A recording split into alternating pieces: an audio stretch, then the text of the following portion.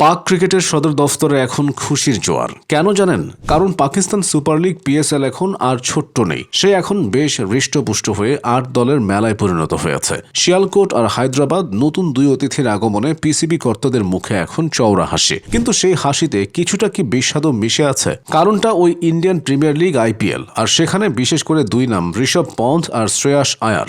ঘটনাটা একটু তলিয়ে দেখা যাক। পিসিবির নতুন দুটো দল বিক্রি করে যা টাকা পেল তা দিয়ে চাইলে পন্থ আর আয়ারকে একবার ডিনারে নিয়ে যাওয়া যেতে পারে। তার বেশি কিছু ভাবাটা বোধহয় একটু বাড়াবাড়ি হয়ে যাবে। নিলামের বাজারে হায়দ্রাবাদ অবশ্যই পাকিস্তানের হায়দ্রাবাদ, ভারতেরটা তো রাজার হালে আছে।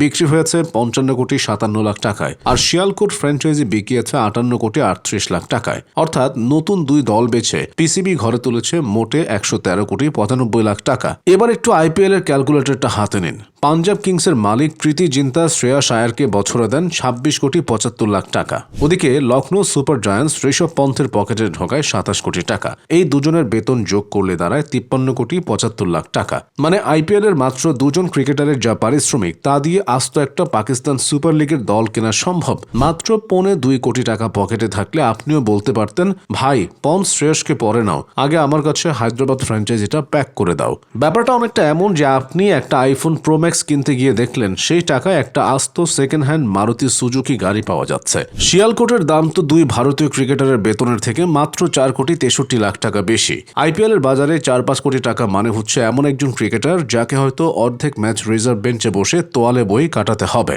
অর্থাৎ আইপিএল এর একজন এভারেজ প্লেয়ারের দাম আর পিএসএল এর আস্ত একটা দলের দামের তফাৎ এখন সুতো সমান। অবশ্য নিলামের দিন পিএসএল এর নাটক কম হয়নি। জিন্না কনভেনশন সেন্টারে যখন হাতুড়ি পড়ার অপেক্ষা, ঠিক ১ ঘন্টা আগে আলী খান তারিন বোমা ফাটালেন। মুলতান সুলতানের এই প্রাক্তন কর্ণধার হঠাৎ করে সন্ন্যাস নিলেন। কেন? কারণ তিনি নাকি মুলতান ছাড়া আর কাউকে ভালোবাসতে পারেন না। আবেগ ভরা গলায় লিখলেন, মুলতান আমার ঘর, ওটা শুধু দল ছিল না, দক্ষিণ পাঞ্জাবের আবেগ ছিল। ব্যাপারটা অনেকটা এমন যে প্রেমিকা চলে গেছে বলে আর বিয়েই করবেন না বলে ঠিক করেছেন। অবশ্য নিন্দুকেরা বলছেন পিসিবি কর্তাদের সঙ্গে পুরনো ঝগড়া মেটেনি বলেই বোধহয় শেষ মুহূর্তে ইমোশনাল কার্ড খেলে পিছু হটেছেন তারিন সাহেব। পিএসএল বড় হচ্ছে, দল বাড়ছে, এটা খুশির খবর ঠিকই, কিন্তু মুস্তাফিজুর রহমানকে আইপিএল থেকে বাদ দেওয়া নিয়ে যখন বাংলাদেশে বিতর্ক তুঙ্গে, তখন এই বেতন বৈষম্যের গল্পটা আগুনের ঘৃতা হতে দিচ্ছে। পিসিবির কাছে যা বিশাল প্রাপ্তি, আইপিএল এর কাছে তা স্রেফ পকেট মানি। শ্রেয়াস আয়ার আর ঋষভ পন্থের মিলিত রোজগার এখন আস্ত একটা আন্তর্জাতিক লিগের নতুন দলের বিক্রয় মূল্যের সমান। এই তথ্যটা হয়তো পাকিস্তানি সমর্থকদের একটু হজম করতে কষ্টই হবে।